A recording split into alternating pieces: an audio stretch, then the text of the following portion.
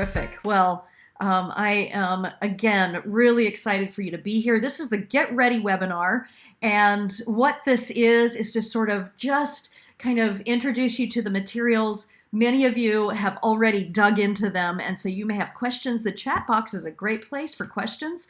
Jenna is going to be monitoring that, and we'll make sure that both along the way and at the end, I get to all your questions. If you're watching the recording and you still have questions, you can always email us at marcia@marciamcfee.com, and we will get back to you on that. But hopefully we're going to get to a lot of things today, let you know the ins and outs of the materials, so you can get to work adapting them for your context. And friends, that is the most important thing that you understand about what we do here in the Worship Design Studio. And that is we give you structure, we give you materials, we give you everything that you might need, and then it's your job to adapt it to your context. I try to create something that will speak to many of your contexts in terms of order of worship, calling on some of those traditional kinds of things, but also giving you alternatives for different kinds of services. So let's get started, my friends, because we have so much to talk about. We have some guest experts on the line as well, and so you're going to get to meet the team that helps me put these things together. And I couldn't do it all by myself, so I am super grateful for them. And I'm grateful for you who will actually give spirit and life to these forms that we have given you. Well, friends, let's take a look at, to start with, the different Sundays. One of the things that I have done for this series is to use as my creative starting point. Every series has a starting point, and the creative starting point for this one, of course, was the fact that Silent Night is turning 200 this year. And that only happens once. So 'tis the year to celebrate the 200th anniversary. Of course, if you're doing it next year, it could be the 201st, but it just doesn't have the same ring, right? So I thought we cannot pass up this opportunity. But, interestingly enough, I think that not just because it is the 200th anniversary this year, but also I think it's a timely message for our day. And so as I began to study the hymn, I really began to fall in love with the way that this hymn can help us in this moment in history where it feels like not so much is calm and bright these days. Lots of divisions going on in our world. Now, that's not so different from the world that Jesus was born into. It seems that history repeats itself in terms of the kinds of divisions that we humans create, our inability to get through those with compassion sometimes. But that is the good news that Jesus Christ brings. This is the good news that we celebrate in the Advent and Christmas season, is the rebirth of hope, of love, of joy, of peace in the world. And so that's, I think, a very timely message for us this year. So the 4 Sundays of Advent are actually based on the 4 most popular stanzas of the hymn. There are actually other stanzas, but we're just using the 4 that we usually use on Christmas Eve, in that beloved moment when we light our candles and sing. And so you can see that the titles come from the little bits or phrases that I pulled out of each one of those verses. And that then was my undergirding for ordering peace, joy, love, and hope in the way that I have. Now, I know some of you are going, that's not the order, that's not the traditional order. Well, friends, let me just say that tradition is not very old, and it's not sacrilege to put them in a different order. No lightning will strike you, and the liturgy police will not come down on you if you do these in a different order. We've got joy second, because that second verse talks about the angels singing at the birth of Jesus and that unbridled joy.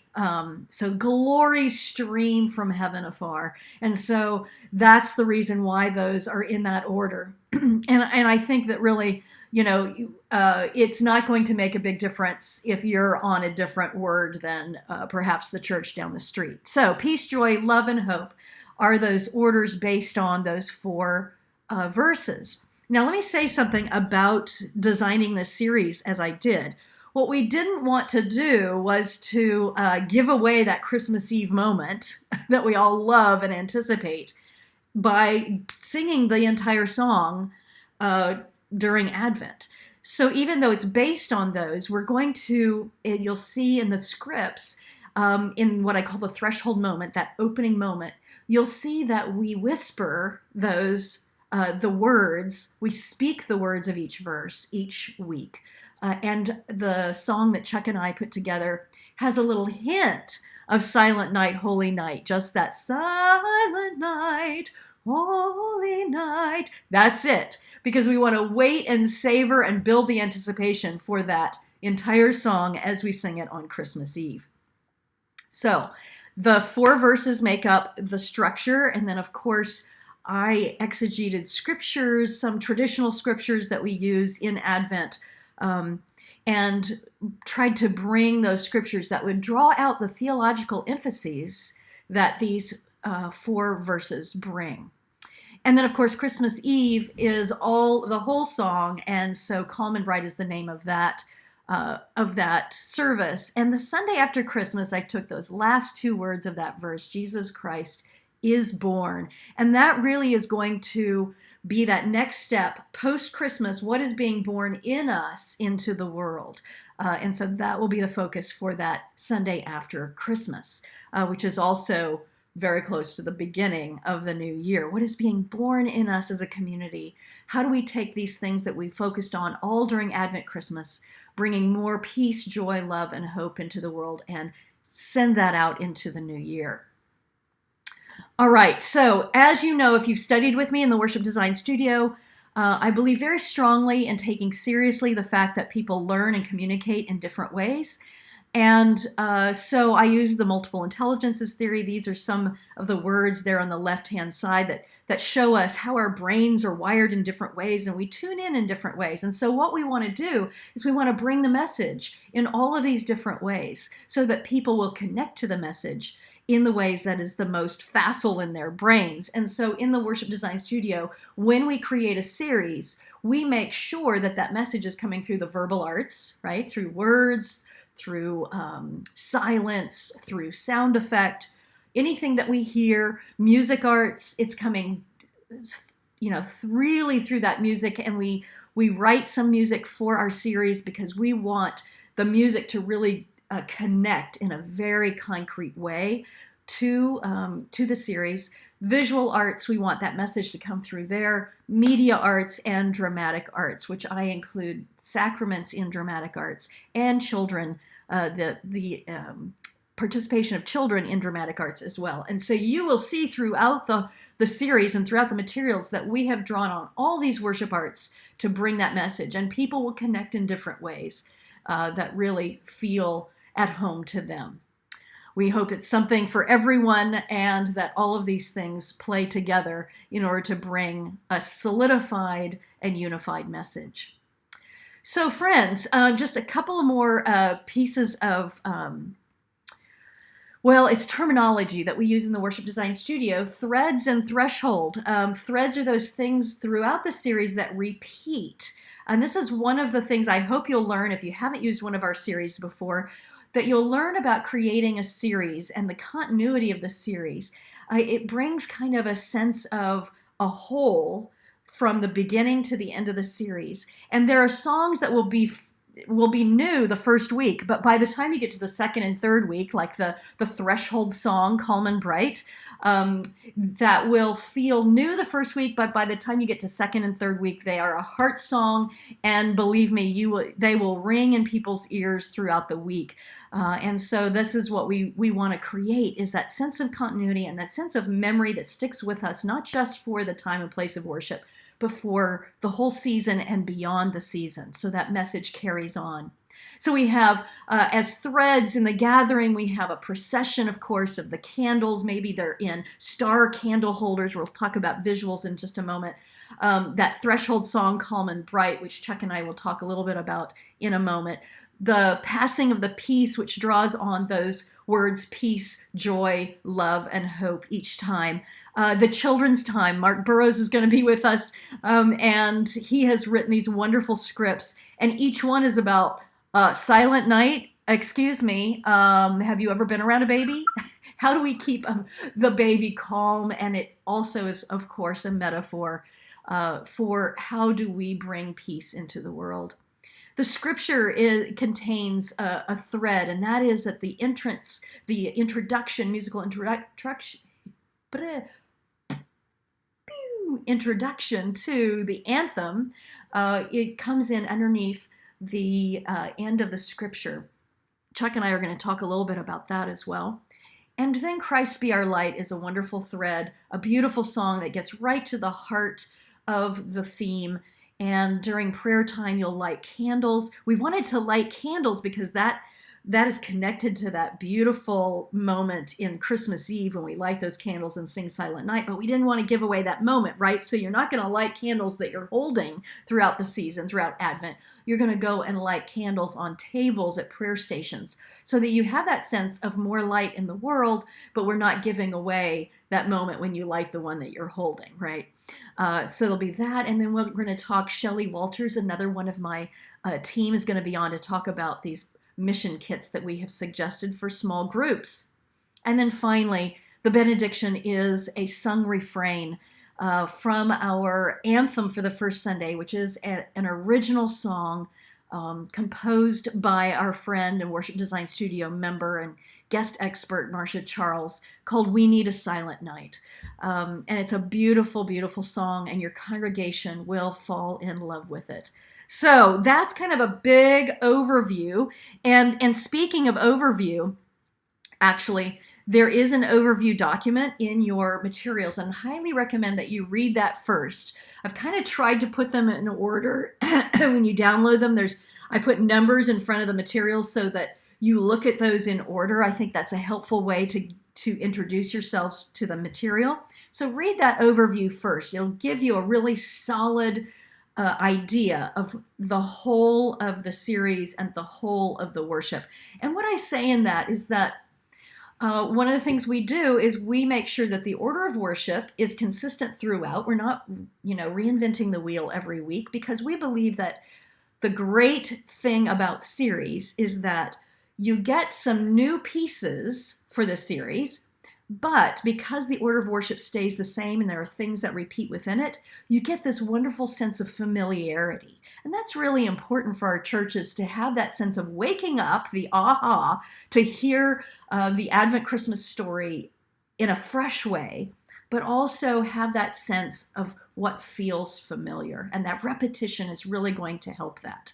So read that overview document first, and that will really get you tuned in to the overall structure. Now, what we always say is that you want to adapt to your context. So if what I have created is too much change for your congregation, although I use a very typical order of worship, so it's going to feel familiar anyway. But if it feels like there's something that might be a little edgy for your congregation, you get to decide how you will ultimately do this series.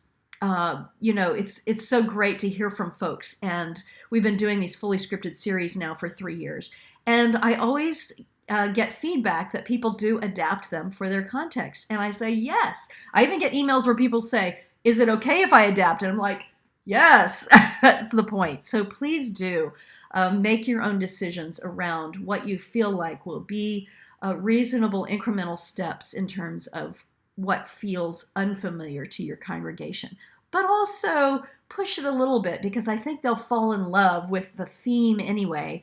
And so push yourself to introduce something a little bit new. You can always say, this is just for this season, right? Especially if you've had the same things that you're doing week in and week out, 52 weeks a year, anything different is going to feel unusual, feel a little bit threatening maybe, or a little too edgy. And so just remind folks, this is just for the Advent Christmas season. And then, then bring back some of those things that you change, so that people get the idea that just because we do something different doesn't mean that we're always going to do this now forevermore. Create that culture of flexibility, I call it. All right, so what you'll see in the materials then is that we give you every service in 2 different formats. One is PDF and one is a Word document. We put the PDF in there just so you can read that on your screen, that everything stays in the same place, and that you have a record of the original in case you need to go back and reference that. The Word doc is there for you to adapt. So when you decide a little change here and there, you're going to actually just change that in the script so that your leaders can work off of those scripts. Right now, some of you may never have worked with scripts before, and this will be a great experience of seeing how having an actual script, like a theater company would have, will really help your readers, your musicians, everybody who's helping out. Will help them as you lead the worship know exactly what's happening. And so I hope that you'll see the benefits of scripts so much that when you go back to doing your own series, after Christmas, that you will incorporate some of these ideas of making scripts for yourself, because it's a wonderful way of helping worship leaders to really stay on the same page, literally. Okay, so that's the reason why we give you those two kinds of things. And yes, some people have a problem printing out the PDFs. We make them pretty, we expect that you're just going to read them on the computer. It's a lot of paper to print out. So I would say print out the Word versions, use that in your first read through so you can scribble on it, and then go back and just change those Word documents to your own liking. All right. So moving on, friends, there is more sermon fodder heading your way. I hope you're not writing your sermons here in mid-October. But what I do hope that you're doing is beginning to really meditate on those synopses for every week, on those scriptures. And then when a story comes to you, you might jot that down, put it in a file, or do that digitally or tangibly, whichever you do. The sermon fodder that I am sending you is some of my exegesis, but you're going to want to add your own stories, your own personal touches on that. So that will be coming next week. And in that, just want to say that I will be giving you some actual testimonies of soldiers who were at the front lines in World War I on that Christmas truce. That is sort of the crux of the story of the first Sunday. I have some friends in England who 4 years ago, on the 100th anniversary of that Christmas truce day, produced a television, they're television producers, and they produced a television show with a church in England and a church in Germany, because it was English and German soldiers who called that truce. So they have sent me their script, they've sent me the stories, the testimonies that they got from people, and they have given me permission to give that to you. So I am finalizing that. They sent it to me, and I'm finalizing that. I got permission from them, and so I'm super excited to be handing that on to you. So that will get to be a powerful part of your sermon on the first Sunday, and that is coming. So, friends, just know that I'm going to be supporting you in the sermon fodder, but also be thinking about the ways that you want to interpret these different scriptures and the different verses of the hymn. We're treating that as kind of a paraliturgical sacred text. The hymn is, and what can the hymn's theology teach us all throughout the season. Well, children's time. I'm wondering if Mark Burrows, yes, I think he is on. Mark, if you're on, turn on your camera and let's see if we can see you and have a little conversation with you. Yes, and he's, let me unmute him. Okay, there he is, and he's got his teddy bear and he's feeding the teddy bear. Was the teddy bear crying before we came on? A little teddy bear was a little bit fussy this morning, so just had a bottle. You go for a nap soon. Nice. Well, Mark Burrows, those of you who have done our series before know of Mark's wonderful work for our series, and Mark has done it again. Mark has given us some wonderful scripts for children's time, and what I'm really excited about is that the whole series we have tried to make friendly, child-friendly in some of our liturgical responses that are short and rhyming so that kids can learn this, even memorize this if they're pre-reading, and really participate in the whole service along the way. So besides what Mark has given us, this is just going to be so much fun. Yeah. Mark, tell us about when you started to work with this idea of calm and bright. Yeah. You know, how did this whole idea of soothing come to you? Sure. Well, I think it first started by, being a dad and having a baby, and that baby being up at 2 o'clock in the morning, and it not being calm and bright at first, but that when the baby's crying, it's crying out because it has a need, and it's up to us to determine what those needs are. If it's comfort, if it's sustenance, if it's they just want stimulation, and so kind of transforming that crying time to kind of one of my other great memories with my own girls is that, once you've got them and once they're comforted, it's that sweetest, most intimate time in the whole world when the rest of the world is asleep and it's just you and that sweet baby. And it's so similar to what our Christmas Eve experience is with those candles. We can have a whole room doing it, and yet it still feels so intimate, like it's just a family moment. And so I wanted to kind of capture that. Yeah. Oh, that's so true. That one of the reasons why we absolutely adore that moment on Christmas Eve is because we're in the dark, yet we have the candlelight. Yes. It feels like that sweet moment when we feel like all is right with the world. Yes. But as we know, and as you have said, not all is always right with either the world or with babies. And so you have created every week, we have a slide up that shows these different objects that you have suggested to us can be a way to soothe the baby, which in turn metaphorically, and it's okay, you don't have to make this point with the kids, but metaphorically we are also talking about how do we as the church become those who soothe that hurting world. That's right.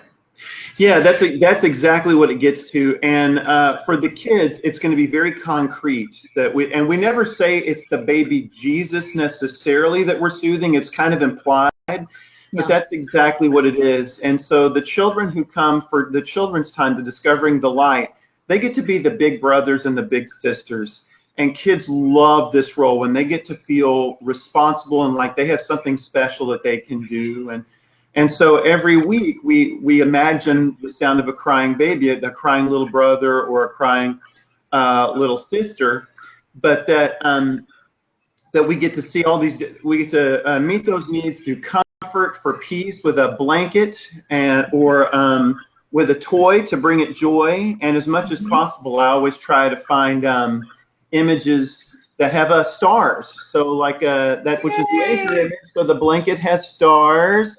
And the toy has stars, and then you have to feed the baby with the bottle, and you can find star stickers, and there's one where there's a night light, and children just instinctively, they get light and the importance of light. And so even a night light that has stars to it. So all throughout trying to keep that anchor image there. Even if you don't talk about it in great detail, it's still constantly there. It's just part of the whole thing. Yeah, and they will be connecting the stars and the light with, we'll talk to Shelley later about the little at-home Advent wreath that kids can do at home. So there'll be all these connections, and I just think there's so many different references throughout the actual worship service. And Jenna is working on these children's worship guides, bulletins, to go, and we will have all of the different responses that are rhyming in it. And it will also be like, where do you see stars? Or can you see, how does the light get, all these different references so kids can be on the lookout for things in worship and get connected and interactive in the ways that they can. And I know you do this a lot at your church, Mark. Yes. Yeah, I love to give kids, and it works really well during the sermon time.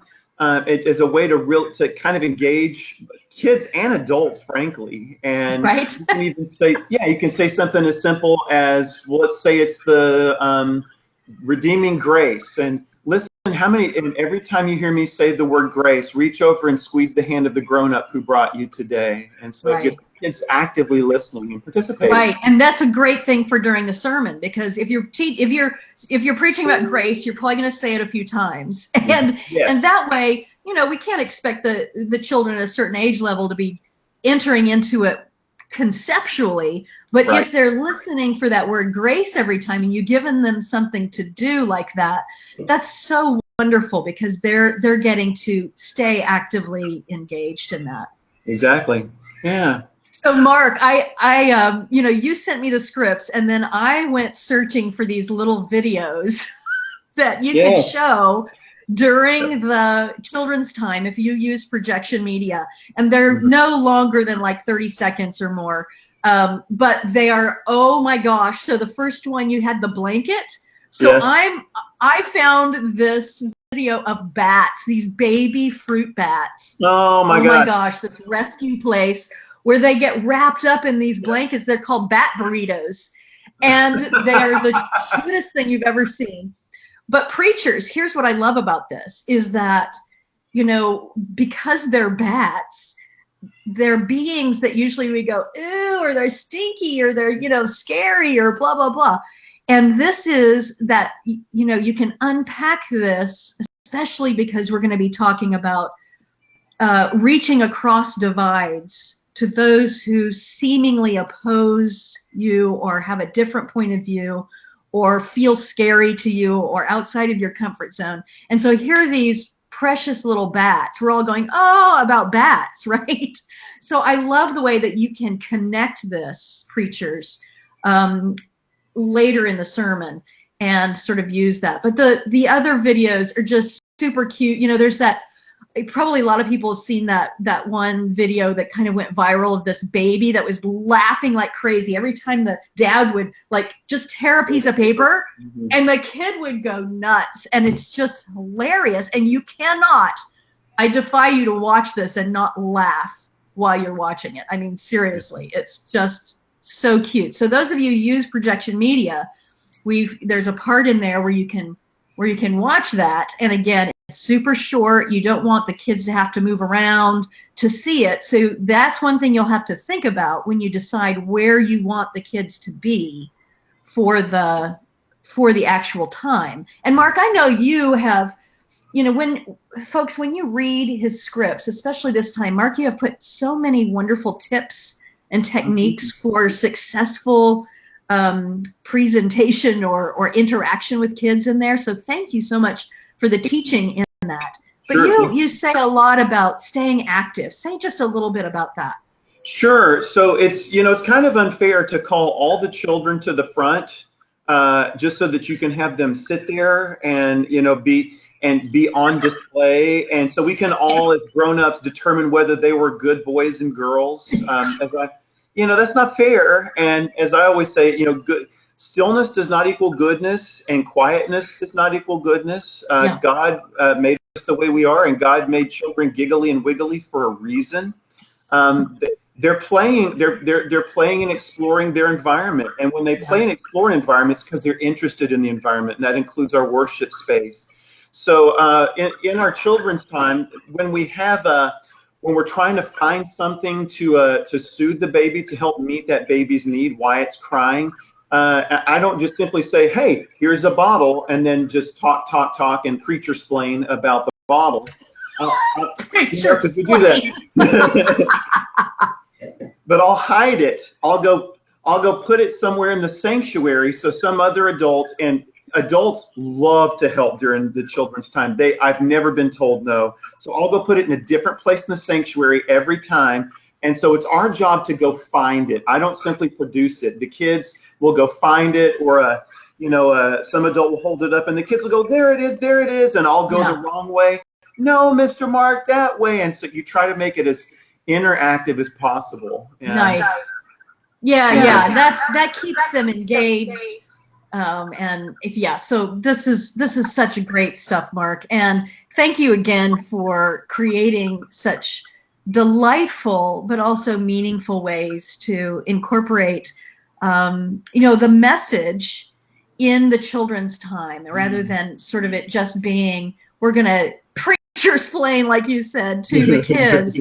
The children, the adults will actually learn from the joy of the children, and what they're doing as well. So I'm just, as always, so grateful to you, and super grateful because you're actually the one who texted me months and months and months ago and said, hey, it's the 200th anniversary of Silent Night. So yep. I am really grateful for that heads up, because then you and I got on and brainstormed about that initially. And so you are one of my collaborators that I just, as I said at the top of the hour, I can't do it alone. And certainly the joy of collaboration is part of the joy of being part of a team that creates something together. So Mark Burrows, thank you so very much. My pleasure. I love getting to be a part of Team Marcia. All right, Mark. Thanks so much. Talk to you later. Okay, friends. Wow. If you haven't read the children's scripts yet, you're going to love it. What I want to also say before I leave the subject of Mark Burrows is that Mark has created an entire drama, a puppet drama that you can, it's separate. I've got the link in the children's documents there. It's separate, but it's something that he created a while ago, but it works perfectly for this series. So if you are doing a children's Christmas Eve service, this would be a perfect thing to do. It takes 4 puppets. You can make them or buy them. We've got links to that in there, but it's all written out. And here's the other thing. If you get this, what also comes with it is a recorded track of the script, so you could actually just play the recording and have your puppeteers just do the puppets. So they don't even have to learn lines. Super easy to put together, and it is just wonderful. The message is wonderful, and it goes right along with our series for this year. So Mark Burrows, thank you again for that. In New Orleans, they call it a lagniappe, something a little extra. So be sure and get your hands on that if you'd like to incorporate that as well. Okay, so moving on, let's talk about music. Chuck Bell, where are you? Come on, show yourself in the camera. Another one of my wonderful collaborators. In fact, last week, Chuck and I, an entire live stream. Hang on, I gotta feed my baby Jim Day. Oh no, Chuck, you are really staticky. I don't know why. Your connection is super staticky. Oh no, really? Mark says, Chuck, support the drumhead. I'm staticky. Oh, you're better now. You're better. Okay, awesome. So Chuck and I, as I said, spent last week doing a live stream workshop on collaboration between clergy and musicians. So, as I talk about collaborations, Chuck and I had a lot to say about it last week. If you're interested in that, you can go to worshipdesignstudio.com/collaborations. It's 6 sessions, 6 45-minute sessions, where we talked a lot about many aspects of the clergy-musician relationship. And we used Calm and Bright as some demonstrations of some things throughout, which I must say, you don't have to watch the whole thing to get to those. Jenna's going to put the links in the chat box. Those will also be in the description, YouTube description. But I pulled out those demonstrations that we did of Calm and Bright so that those of you who are using the series can watch us go through those. And I'll say a little bit more about that in a moment. But Chuck, thank you so much again for being a music collaborator on this. And we had a good time with this one, didn't we? We did. It was a lot of fun. It was a great week of not only producing such an awesome collaborated event, but just to spend that time and conversation about that. That was really the longest stretch of time that we've really sat down and talked about those things. So it's great. I hope y'all will check it out. Yeah. So, Chuck, we put together a little, as we often do for our series, fully scripted series, we put together what we call threshold moment, and that is, it's like the introit on steroids. That's what I call it. And basically that that means that we hope that there will be a moment at the beginning of worship, not the welcome and announcements, after the welcome and announcements, where we will enter into the journey of worship. We'll set the tone, set the mood, set the stage with both words and music and the candle coming in and some bells ringing, that kind of thing. And this is what we call the threshold moment. It sets the tone, and music is so important for setting the tone. And Chuck, let's talk a little bit about the way that we set the tone by utilizing a tiny snippet of Silent Night, Holy Night, without giving the whole thing away. That's right. So as we approach this, we really wanted to find a way to not necessarily change what Silent Night is, because I think it's such a beautiful tune and the words are great, but we wanted to be able to let you hear it in a different way. So instead of having the song itself playing, can you hear the piano okay, Marcia? Yeah, it's a little distorted, so, but that's all right. I'll try to play light. Instead of doing instead of giving us exactly what it sounds like, instead we're starting on the 4 chord of that. So instead it sounds like this.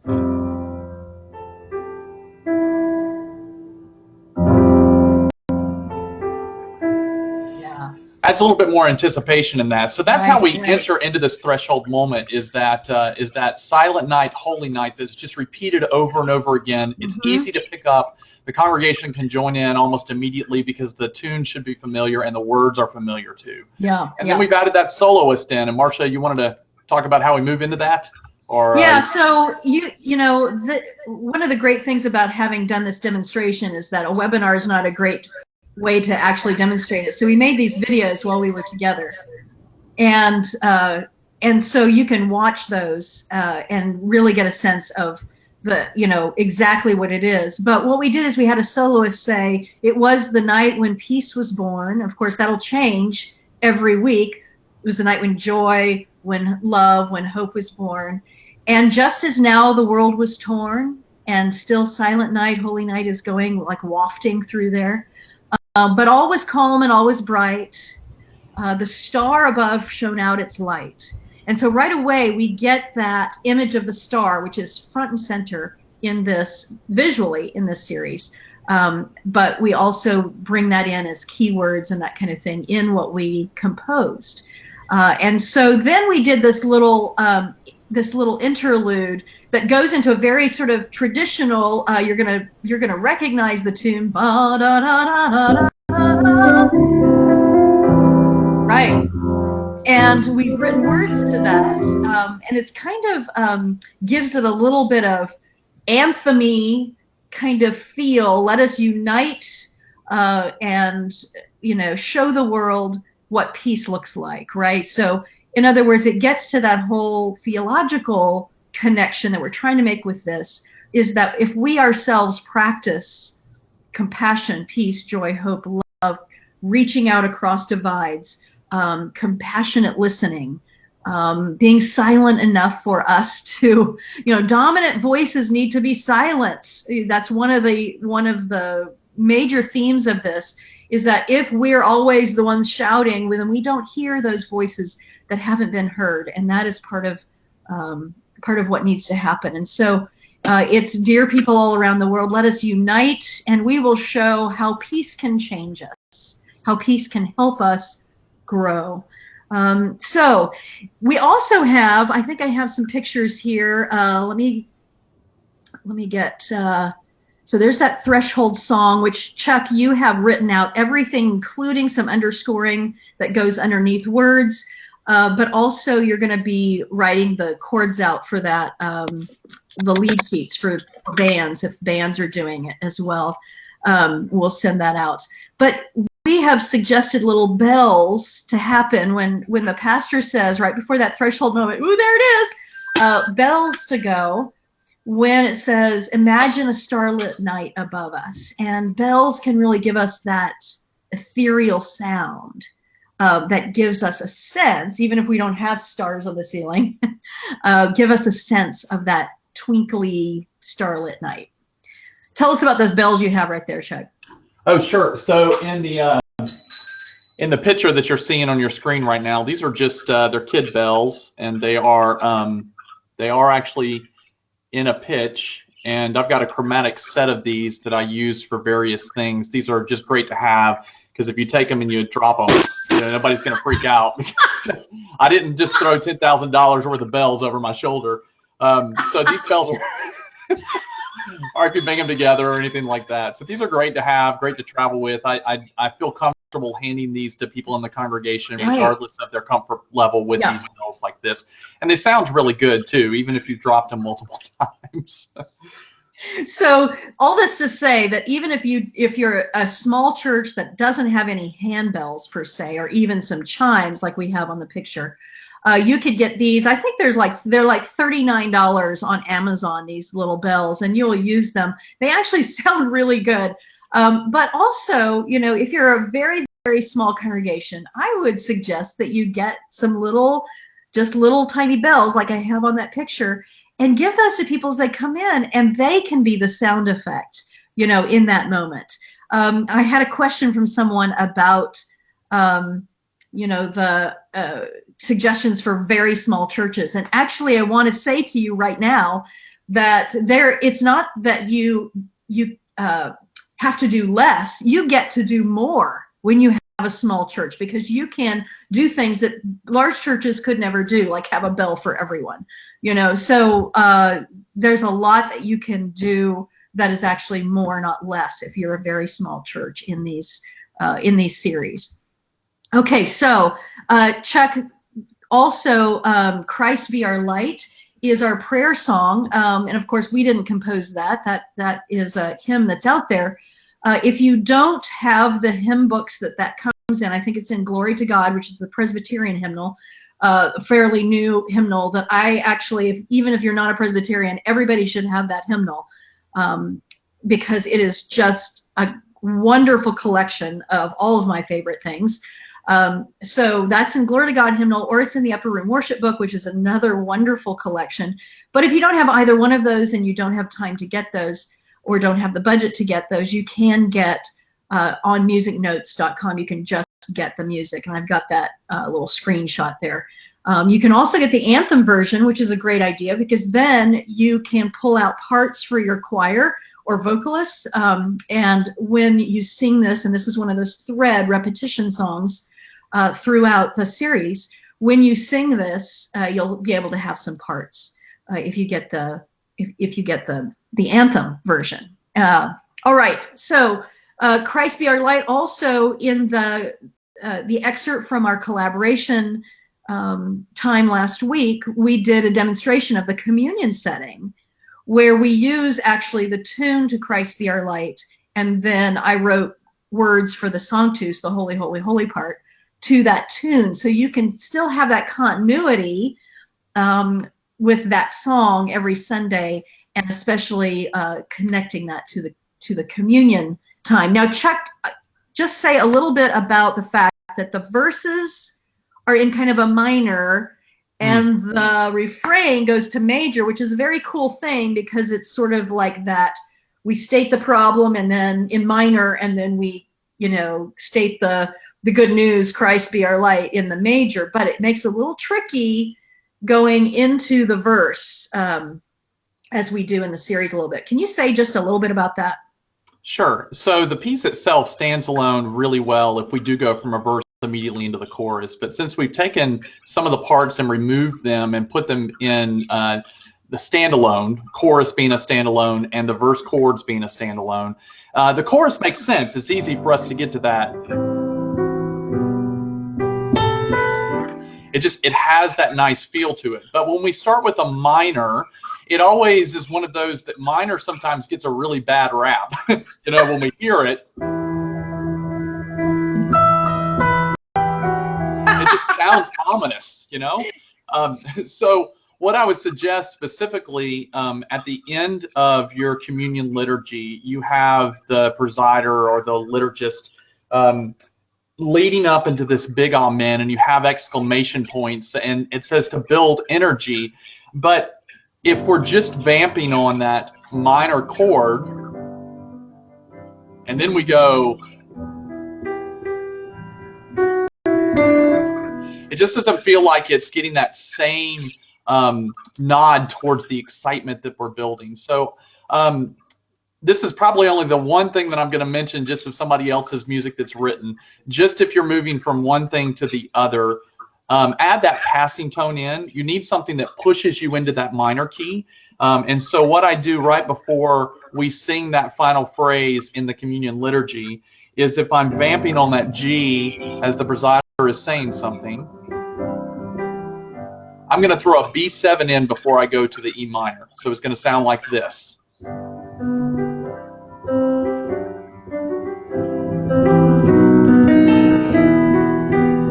It just pushes us into that minor key. It feels like it's going somewhere, as opposed to just out of nowhere that E minor happens. Yeah, great. So that's a very, very helpful. So finally, the last thing that I want to bring up about music is this: We Need a Silent Night in Here by our dear friend Marcia Charles. And preachers, the choir or vocalist band, and as you can see, Chuck has created lead sheets and full piano accompaniment to that. And we have an audio of a band actually doing it, which right now they're in Nashville actually adding orchestration to it. So it's going to be a pretty amazing version of it. We will send that out. Marcia Charles has given us permission to do that. But it's preachers, it's going to be the anthem in that first Sunday. It will be right before you preach. So I've put the full text in your sermon fodder notes, because I think that, I know that what Marcia did is she took a look at the synopsis, at the whole series, and this song came out of the inspiration around that. So it has beautiful reference to, there are empty chairs around our tables, some that are missing. So that refers to maybe people have lost in the last year, or that people who just can't find their way, because even in families, there's division these days. And whatever reason that is, we're experiencing that, right? It's a really hard time.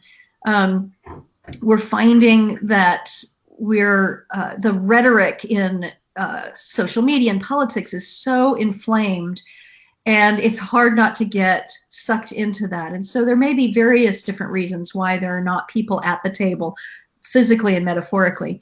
But it is a beautiful song that gets to the heart of the matter. And so what we have done, Chuck arranged that after Marcia wrote it. And what we have done then is we have used the refrain for the benediction every week. So the first week they will have heard it in the anthem. And so when we get to the benediction refrain, we do the refrain, we do a tag of the last half of the refrain, and we tag the last line on the end of that. So Chuck is working right now to finish a benediction only version, so that your pianist, your band, your choir can sing right off of that rather than excerpting it from the anthem, because the end of it is different. The way we've done it in the benediction is different than the way the anthem ends. So that will be done soon, I'm sure, Chuck, and we will send that out and add that to the rest of the materials. It was completed this morning, as a matter of fact. It'll be in your Woo-hoo! inbox. I love it.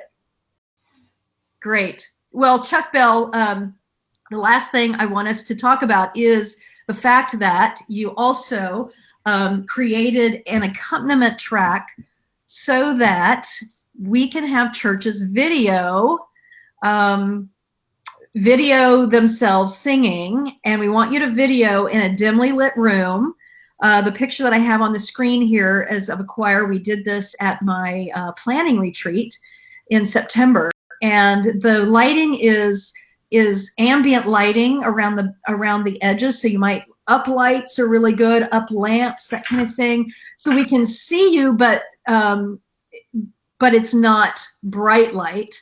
So that your candles. So we want you to get your Christmas Eve candles out early. We want you to practice holding the candle, and then some of you holding the music so you can read the music, just like we have it there in the picture. And we want you to sing to that accompaniment track. Now, the accompaniment track is the entire anthem minus the little silent night at the end. And we don't want you to record that because in the version that we're going to compile together and put lots of your faces compiled in one video, you could actually use this, play the video. We're going to create, Chuck's going to create a little what's called a click track if you want to play live to it that night with the video going. That may be a little advanced. Some of your churches may want to just play the video. But at the end, what your musician will do is come in and play the whole Silent Night at the end of it. And that's when your congregation will light their candles.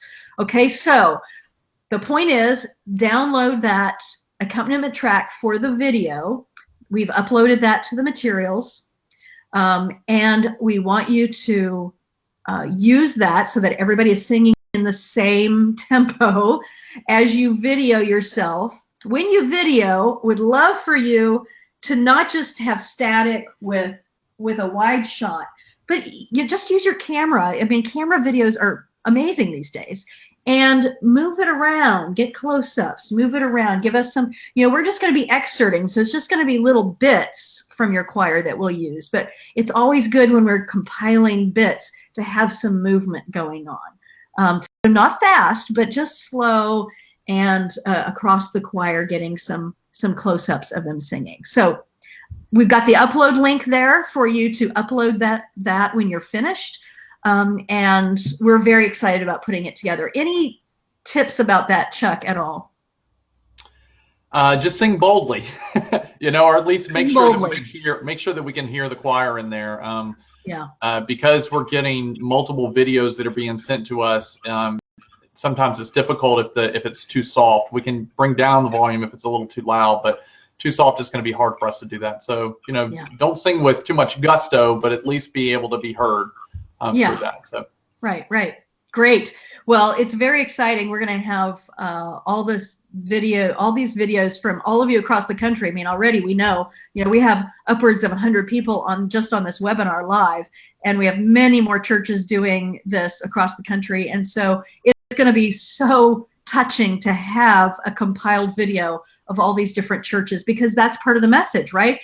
That we want to come together, raise our voices together, and say we need a silent night here, where we reach across divides, we stop talking long enough to hear each other, the yearnings of each other's hearts, and to find our common humanity, which the song actually talks about. So we're going to send that. I see Ed asked the question, how will you use it? We are going to be sending that out to all of you for use if you would like to. We'll also, it'll be public. So, if somebody does not want their face to be in this, you just want them to not participate. We want to make sure that everybody has their privacy acknowledged.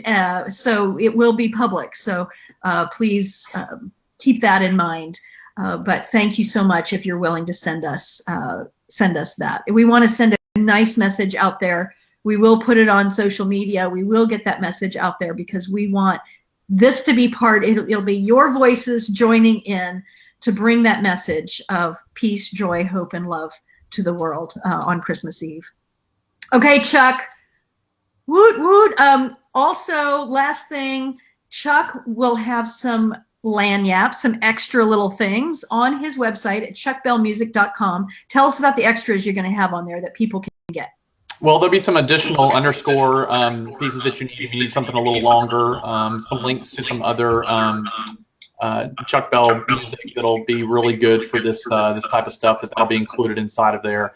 I'm working on some orchestral accompaniment tracks, so if you want to do something that is, and you don't have a piano player or an organist or a guitar player, and you don't want to just use the piano track, I'm developing some other ones that are a little bit larger. And also I'm going to write out a couple of instrumental parts for this as well. So let's say if you wanted to use this as a solo instrument playing this anthem instead of having a choir sing it, you'll be missing the words, but you'll at least have the melody, and it could create a really cool sound bed for some things. So that stuff will be added onto my website over the next 2 weeks. It's still in creation as I reconstruct my studio from the travels that I've been doing. So the things will come back up, and hopefully they'll be out very soon. Great. Well, and you're working on Calm and Bright as well, not just We Need a Silent Night, but the Calm and Bright as some accompaniment tracks for that, because we did have that question from some smaller churches that don't have a pianist, and so that will be something that could really be helpful. So check out chuckbellmusic.com in the next 2 weeks for those extras. Yes, and the underscoring that I'm going to do can be applicable throughout the entire service. It'll keep that same atmospheric theme that you can just cut and paste any of these underscorings to specifically fit for whatever you need it for. Yay. Well, as always, we try to teach as we give you resources, and so this is a way to also teach you more about the underscoring and more about bringing music as environment, as sound bed, and not just music in the slots of where we usually put music. So thanks so much, Chuck, for being on. Thanks for having me on. I gotta go feed my djembe. That's right. Okay. See ya. Bye-bye. Visual and media arts ideas, and Jenna is going to come on. Jenna is my project manager in the Worship Design Studio, and she always helps to put together I just give her some crazy ideas, and then she just goes and does so much looking and researching and wonderful collection of ideas. Jenna, our anchor image, what we say in the Worship Design Studio, we call it an anchor image, which is a primary metaphor that helps us to solidify the message in words and music and visuals and media and all that stuff. And that is the star, right? So calm and bright, that star shining in the night. So light and stars. And this was so much fun finding star stuff, right? Yeah, there are tons and tons of ideas on Pinterest for folks who like creating their own crafts, either for the children or youth groups to put together. There's a lot of different things out there that we've added on our Pinterest board, Worship Design Studio, Calm and Bright. You can find us on Pinterest. I'll share the link in the chat box. But there's a ton of things out there for the creatively minded, and it's going to be a lot of fun putting together visuals for this series. Right. Yeah, so I mean, depending on your space, get some folks together who are HGTV addicts and let them imagine how you might create stars in your sanctuary. Everybody's going to have different hanging points, different ways to do that, but start with the Pinterest page. I've got an image of the Pinterest board up right now, and the moon thing with the stars hanging off of it, what that conjures up in my mind is, wouldn't it be cool if you had some banner poles, and you can make them out of PVC if you don't have them, but make banner poles and put ribbons on there with little bells on the end of it and some stars hanging down like that. And I just think that would be so cool. That could actually accompany in the procession, the light coming in. It could be used in many different ways, but I think that is, as I was looking at that, I went, oh, banner poles would be so cool. And I'm not sure we put that in the document, but it just kind of popped up. And the ribbons could be silver and gold or purple or blue or whatever your palette is. I have a screenshot here of some of the things that we got on Pinterest, but you could use golds and silvers as your palette. But you could also use blues and purples because that's Advent, traditionally some Advent colors. But that also gives you that, blues and purples gives you that nighttime kind of feel as well. And occasional red highlights, to draw the eye. So, Jenna, we were talking about Advent wreaths. And in the document, we say, how cool would it be if you could make your own wreath rather than using the same old wreath? Oh, yeah. To sort of make a wreath. And this picture of the taper candle in a star is kind of what we were dreaming about. Yeah, definitely. There's some options. If you look on Amazon and look for, different candle holders and those kinds of things, you can construct your own kind of wreath concept. We really like the idea of incorporating like light into the wreath too. So maybe this could be our opportunity to use, I see that Ben put a comment here, using LED lights on those star banners with the hanging pipe, but you could do that for a wreath as well. There's just all kinds of directions that you can go for that. Yeah. Oh, that's, thank you, Ben. And let me just say, Ben is our new customer service subscription management person. Yay, woot, woot. Awesome. Glad you're on with us, Ben. But that's true. You can get those LED string of lights now that are battery operated. So you can actually put those on the banner poles or anywhere in the space because you don't have to be near a plug. Those could actually move with. How cool is that? Right. Yeah, I think your visual arts folks are going to just have a ball putting this together. Oh, yeah. Yeah. Definitely. So also, Jenna, in the media component, you helped us find and create a whole thing, our favorite place, unsplash.com. And, what kind of keywords did you put in to find lots of great photos and things? The first ones that I used were star, starlight, candles, candlelight. Unsplash has a pretty sophisticated search engine, so they do that work of doing the plural versus the singular use for you. So it's pretty easy to search and find tons and tons of images. We have a whole list actually of other websites in that document too, where folks can go to just get all kinds of things that will fit their projection and media needs. There's a lot of great options out there now, and they're all royalty free, high quality, so it's not something that you need to spend a lot of money for or make room for in the budget. It's all available to use.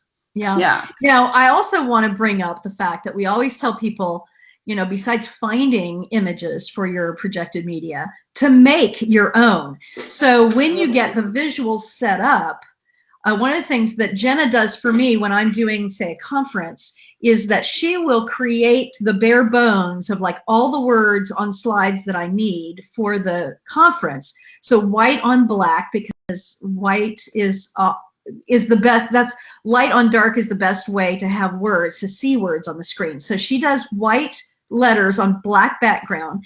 And then when I get to the conference, or when you get your visual settings set up the week before you start, then take photos of it. You could even do this before that week. You could do a photo shoot, just set up kind of for the photo shoot, not the full thing, but a little thing, and start taking some close-ups of your actual fabric and stars and lights and candles and that kind of thing to use as backdrops for your projected media, because then you have the same palette throughout the space so that the tangible visuals match the media visuals. But also, Jenna, you found this amazing photo of these people doing this, making this star thing. Yeah. And when I saw that, I was like, oh my gosh, that's so cool. And how fun would it be for the youth, the children, to take the camera, lay down, underneath a group of people making the star like that? You get their faces in. So what if you had a whole series of photos of people in the church like this that you could use throughout the series on your media? What if you also use those on social media and put messages of hope and messages from from each service on your Facebook page, on your church's Facebook page, on your website, what have you? Just a fun way to draw folks in, kind of like if you did our Angels Among Us last year. Oh my gosh, people went crazy with the angel wings, right? They were a lot of fun. Yes. So I think this is another way that we can get that interaction by doing this kind of a thing and making a star. Hashtag Calm and Bright would be great to use, because then if you don't know how hashtags work, whoever does hashtag Calm and Bright, when you click on that in social media, it's going to bring up everybody who's used that, which means that all of you out there who are doing this series can see what each other is doing. And that's a really fun thing to do. The other hashtag that we thought about using was hashtag Be a Star. And that's because, you know, the celebrity culture is just a little bit out of hand these days, I think, in terms of understanding who has value in this world, who has something to give. Well, you know, it's not just those who are famous, who are celebrities. Everybody can be a star, and what that means is that we can shine our light bright into the dark night and illuminate this world. And so hashtag be a star is another one that we could use, and that would be a lot of fun to find star images, and you created one there as an example. So Jenna, tell us a little bit about on the left, we need a silent night in here. Tell us a little bit about making memes. Yes. So that term that we use, we like to create photos that we share on social media. Typically, we find, you know, all those images that you go through from Unsplash or some of our other websites that we suggest. Everything that you use for projection media can also double as social media posts. So what I like to do for pretty much every series that we do is take one of those photos, add a little bit of text, maybe a snippet from the script or a lyric from one of the songs that we're suggesting to use that week. And you can also add like that calm and bright hashtag or the be a star hashtag to just add a little bit more of continuity to it. You can share this on if your church has a Facebook page or a Twitter account, Instagram, anywhere that people are sharing visual content. This is a great way to kind of get the word out about your series that your church is doing. So you can add info about when your church meets, where it's located, and that can be a way for people to say, hey, like the church in my town is doing this. Maybe I'll go and check it out. Yeah. Call it publicity, call it evangelism. It doesn't really matter. Right. You know, just get the word out there. You know, we want people to come. And, you know, what might be fun as you get the word out there is to invite people. Say, you know, if you're a one time a year church goer, you know, Christmas Eve, we're going to have a special, you know, church is going to feel like Christmas Eve for the entire season. Right. So get people to go, well, maybe just this year, let's try a little bit more than just Christmas Eve. Right. So that might be a really interesting invitation to people to come and experience that throughout the whole season. We have created a what we call a trailer, a series trailer, which is a very short video that introduces the theme, and we've made it blank at the end, one version of it blank at the end. We uploaded that to the materials so that you can put that in your iMovie or other editor and put your own church's name, time, website, whatever information you need on there, and you can use that wherever you want to use that.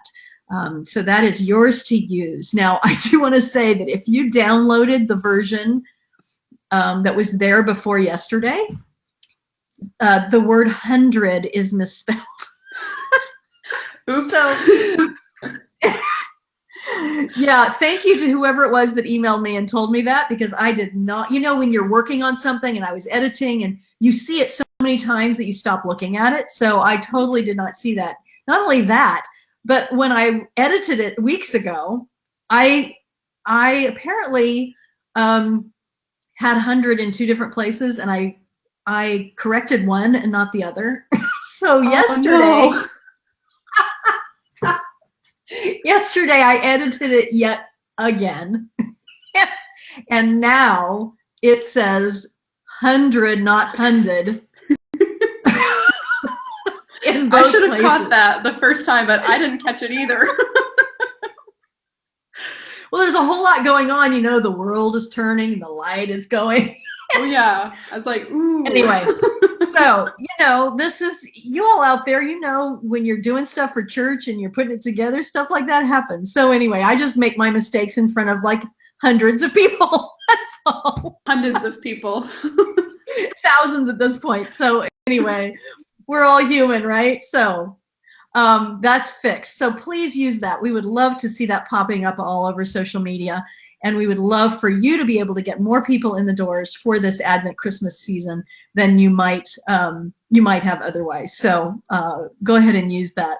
Okay, Jenna, there's just a lot of ideas, friends, in those documents. Again, somebody asked how long the webinar was. Until we get finished. We've got one more section to do, and then we're going to be finished. But then I'm going to take questions. So please, if questions have popped up along the way, please put those in the chat box so that I can get to those in just a moment. All right, Jenna, go back to the chat box. Go back into the chat box. Here I go. And we'll talk to you later. Being part of my team, and I'm loving having these millennials on my team to keep me young. Yay! Who know Instagram better than I do, and all that kind of stuff. So, all right. So the last thing we're going to talk about is small group materials. And this year is a little different than years before.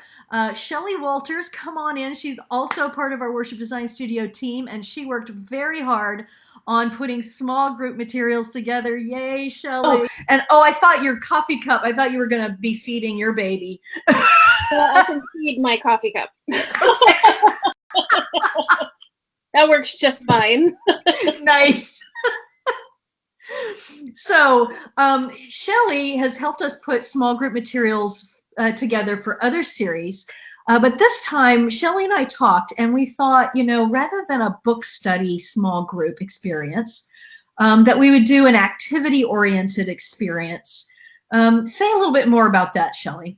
Sure. The holidays are so busy, and it's one of those times where, we can put another small group study, with a book or something like that on top of the holidays. Or you can do something that delves a little further into this idea of calm and bright needed in our communities and in our world in a really tangible way.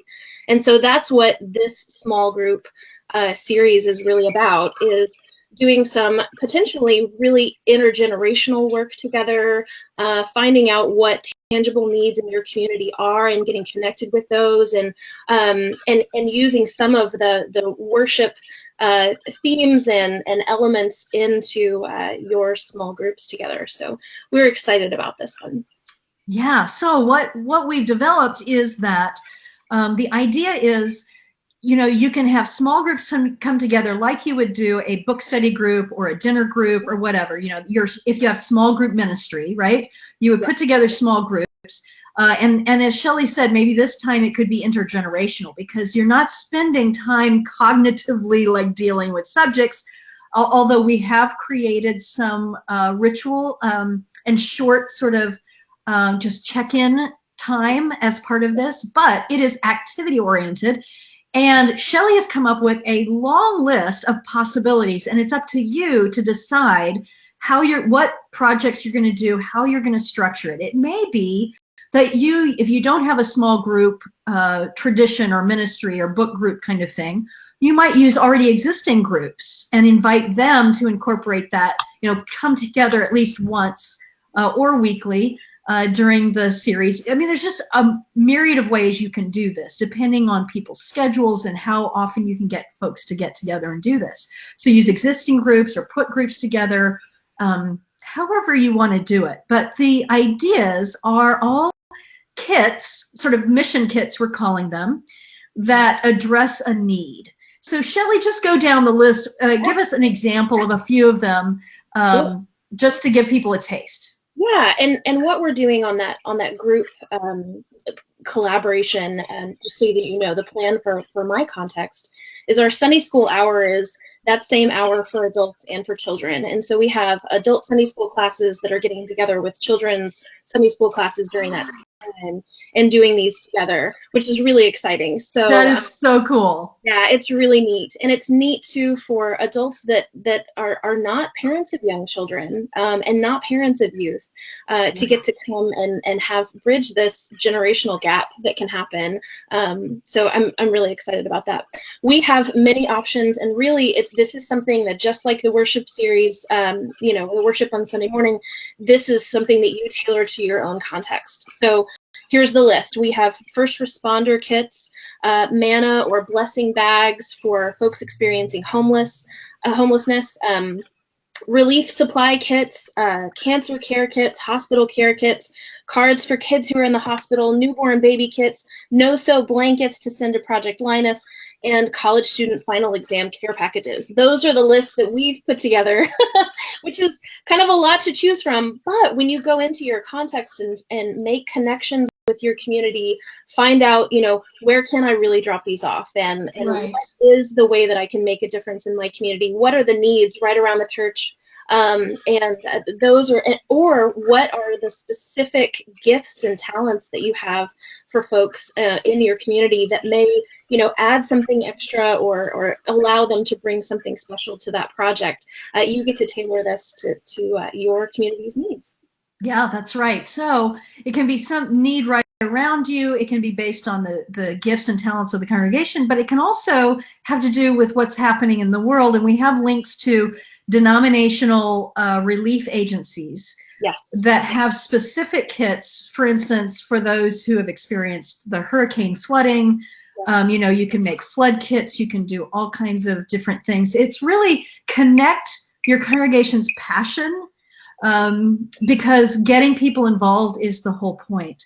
Now, I have a picture of a manger here on the slide, and that is to remind people that part of connecting what we do in small groups to the services is that we would like for you to either bring, depending on how much volume you create, bring the actual kits themselves made during each week, or just a representative symbol, one of them, a few of them that you use, and have that come to the manger each week so that we see and we get that connection between the gifts that we bring, the gifts of God in the world, and how we are to become Jesus' love in the world through the gifts that we bring.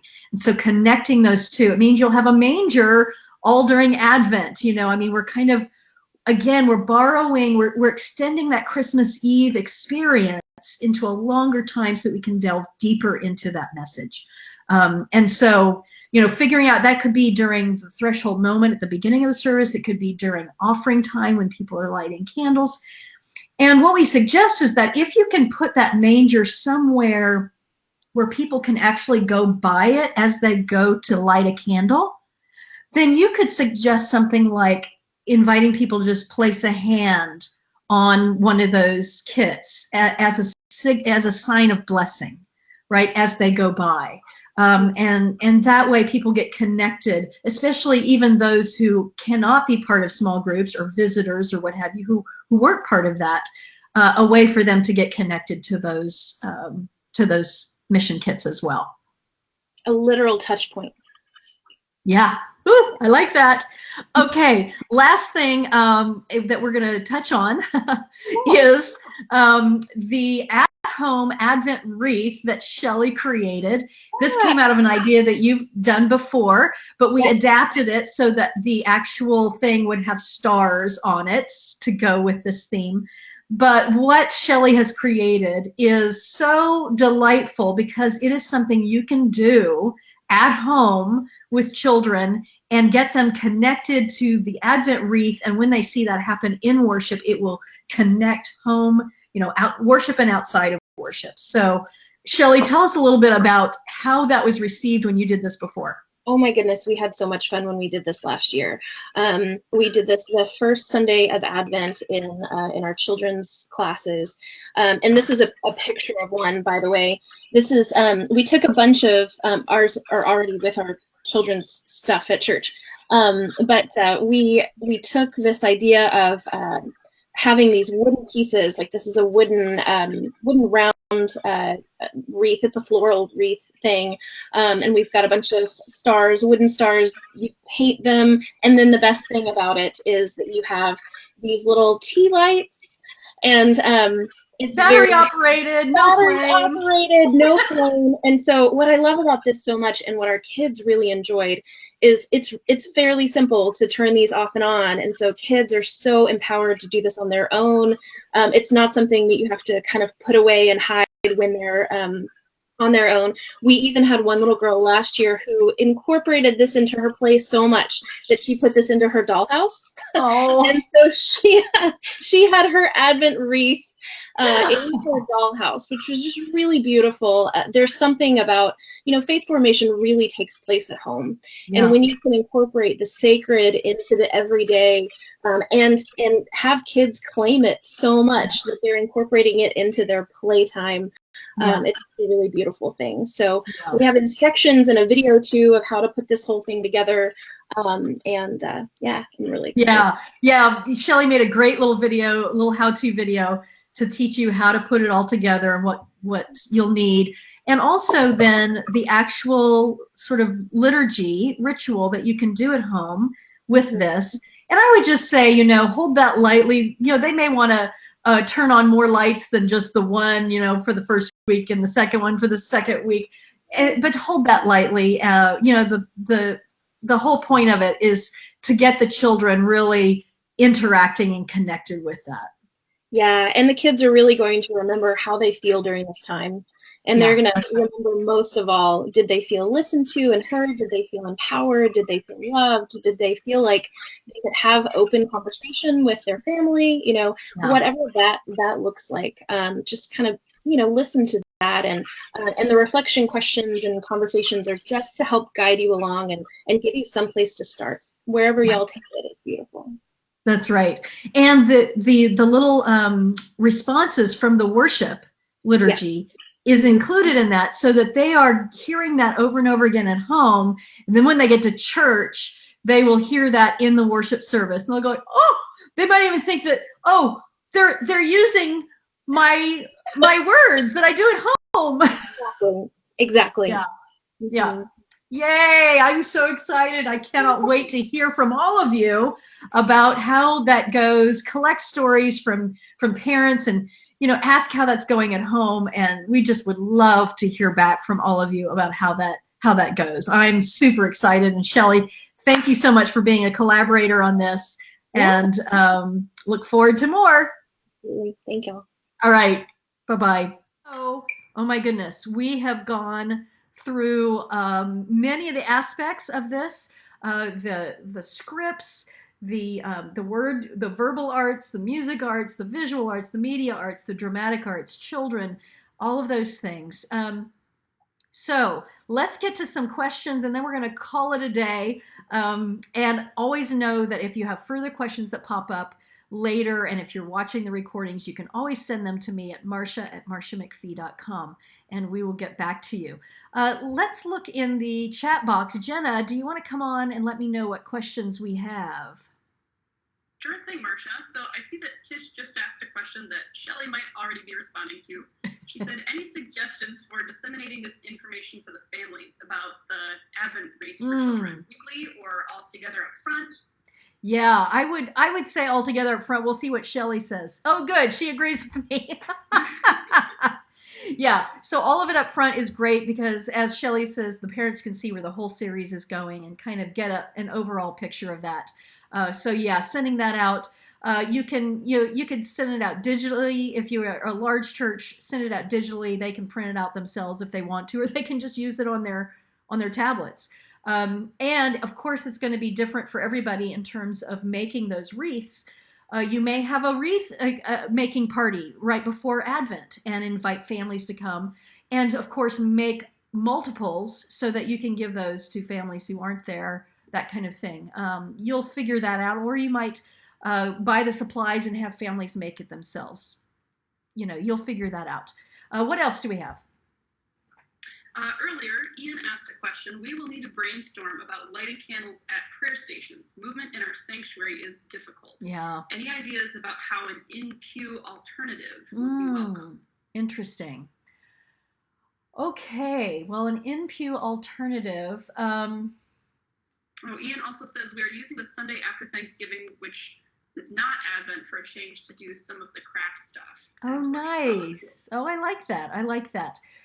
So you could, maybe as part of prayer time, you could pass a candle around, just down the aisles. You don't want to have just one for the whole church. And of course, if you're a very small church, here's another great thing about being a small church is that if you're seated, in a circle even, we have some churches who are as small as 8 or 9 people, and they do our series. and they adapt it so that you could actually just pass a candle around so people are not getting up. That could also be helpful for those who can't get up. So you could pass some candles down the row just so that the symbol is that you are passing the light, that you are part of the light. So you might want to adapt some of the language to include that. But I wouldn't have people light their own candle in the pew every Sunday, just because that sort of takes away from when you do it on Christmas Eve. So do something a little bit different than that. And even if think about how you do communion. So you may pass communion, you may not get up from your seats for communion either. But if you do come for communion, use your same communion patterns for coming and lighting candles. The key is to have enough lighters. So whether that's an actual lighter or a taper, to have multiples of those so that multiple people can be lighting candles at one time, and then they turn and they pass that to the next person. Because if you have that happening one at a time and people are lined up, it's going to take forever, right? So you want to I always take the average attendance and I divide that so that I get no more than, say, 20 people having to use one instrument of lighting, right? So it can move it along, that kind of thing. Okay. Yeah. What else do we have? Lastly, I think that's all we have for content questions. We had a couple people ask along the way, and I wondered if you wanted to maybe say for one last time, what's the timeline for the last music resources, the sermon fodder document, all those final things that folks will be looking for next week? Yeah. So I have been on the road for the last month. So what I had hoped to have the sermon fodder done by now, but it's not. So I have one last trip this week, and then I will be able to finish that sermon fodder out. So I would imagine by the end of next week, I will have that done and out to you. And the music stuff, Chuck said he's working on some of those extras over the next couple of weeks.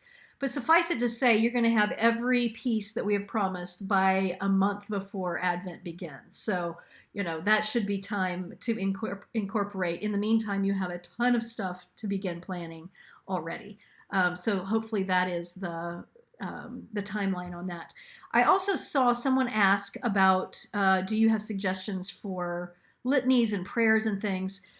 So what we do in our fully scripted series is that every word is written out. Every music suggestion is written out. Everything is written out. So I, rather than pulling from other things, I have written all of these things. So it's all original. You have permission to use it all if you purchase that fully scripted series. Of course, if you're a Worship Design Studio member, you get that for free. That's part of your annual subscription. If you would like to become part of the Worship Design Studio, we always give people a chance when they purchase to get a discount on a full year subscription. And so that is available to you as well. We'd love for you to be a full year member. If you're a member, of course, these fully scripted series and all of our series of materials are free to you. And that is, all you have to do is maybe 3 series in the year and you've paid for it, or less than that. So that's something that we'd love for you to become part of the Worship Design Studio. But yeah, these fully scripted series has everything written out for you. It's all original material except for, of course, the hymns and anthems and things that we suggest that come from outside. But otherwise, you have permission. It's really lovely if you can put in your worship notes somewhere that you got this at worshipdesignstudio.com, just in case that gets out to other people and they want to know how to get it. That's really, really nice to put out there. You can also put the /silent night at the end of it. If you haven't purchased this yet, that's how you get it, worshipdesignstudio.com/silent night, and start making plans. I mean, you get it and you have what you need to get Advent happening. Sarah, thank you so much, saying it's so worth it. I appreciate that so much. And we love getting feedback from you all. So please let us know how things go. Let us know the adaptations that you make. That's really helpful. So any other questions? Yes. Okay. We just got 2 that just came through. Okay. A question from Julie and Rick asking, when should we turn in the video for We Need a Silent Night? Oh, that's a great question. I didn't say what deadline there was. We would love to have that by a month from now, mid-November, let's say. That will give us plenty of time to then get that ready for Christmas Eve. So let's say mid-November. I'm going to send out another email that has those instructions specifically, a link to that recording, and I'll put that deadline in there. So thanks for asking that. Any others? Another question from Ian. Any online forum option for sharing ideas as we proceed, particularly with sermon writing?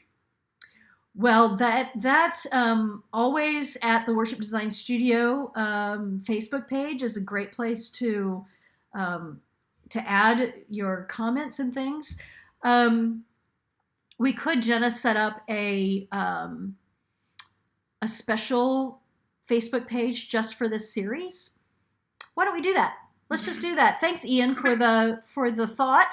And we will put that link at the Worship Design Studio Facebook page. Once we set that up, we will link to that group. That will be an open group so that you just go on and you can post ideas. That's a terrific idea. So thank you. And we got one more question from Kendra, who says, Epiphany is January 6th and on a Sunday this season. We are planning on presenting the mission kits and blessing them that Sunday. Do you have any other suggestions for Epiphany? Yes, well, Epiphany is coming up. We are going to have another fully scripted series done based on creativity. It's called Drawn In.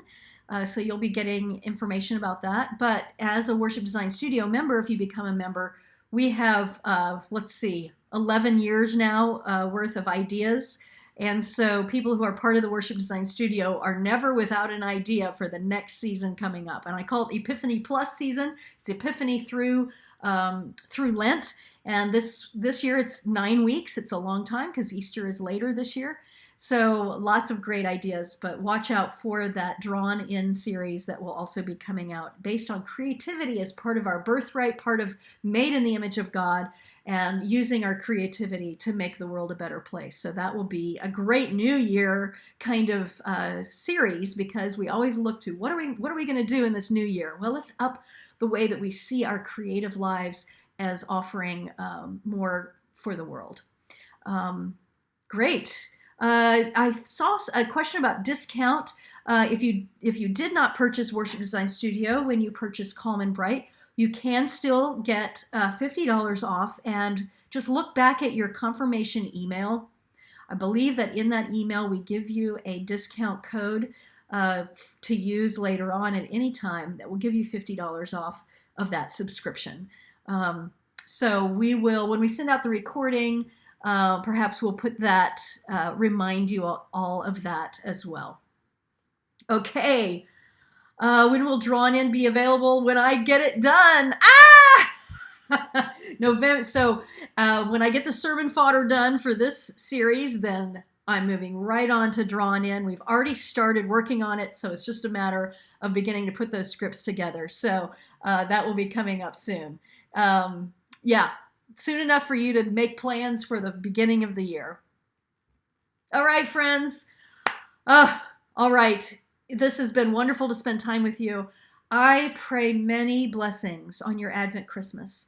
I pray that the season of Advent will become a time when you can remember to find your center, to find the place in your heart that is calm and bright, because that's what God offers us, so that you might offer that to the world. The point about peace is that we don't just wait to have peace when peace is all around us, because peace in the things around us, in the people around us, even in sometimes our relationships, is elusive. And life is difficult, and we are in the midst of difficult times.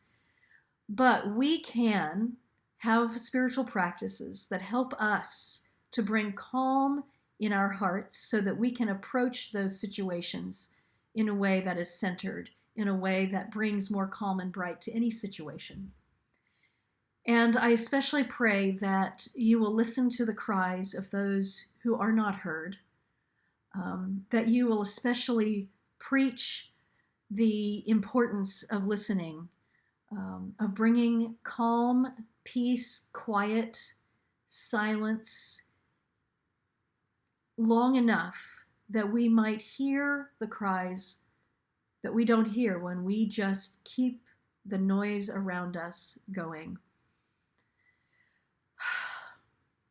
Friends, may the peace and the passion of Jesus Christ our Savior, born into this world to bring more peace, joy, light, and hope, may that peace and his passion be with you now and forevermore.